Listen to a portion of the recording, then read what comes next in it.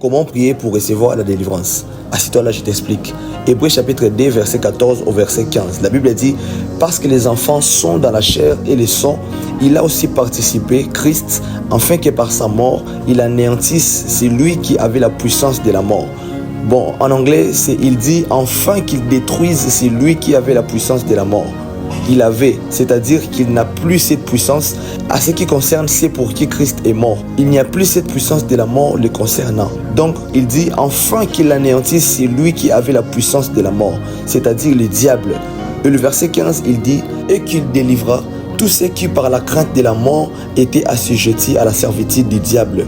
Donc, la délivrance vient comme un résultat de l'incarnation de Jésus-Christ, avec pour objectif, dessein et but de détruire les diables. Et il faut avoir ça dans son esprit. Ce que Jésus-Christ a fait, ce n'était pas que de le défaire.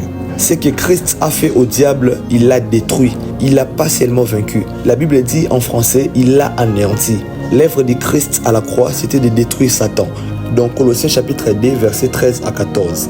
La Bible dit, il les a dépouillés, c'est-à-dire qu'ils avaient autorité avant. Toutes ces forces des ténèbres ont été dépouillées de leur autorité sur les peuples de Dieu et ceux qui croient en Jésus-Christ. Les actes même qui étaient contraires en nous ont été cloués à la croix. Donc voilà les fondements bibliques qui permettent de renverser l'oppression satanique dans votre vie, de délivrer les captifs. Et lorsque tu pries, il faut s'appuyer sur ces éléments afin de proclamer votre délivrance. Que le Seigneur vous bénisse abondamment. C'était moi votre humble serviteur, le pasteur Isaac Moulumbu. Ciao.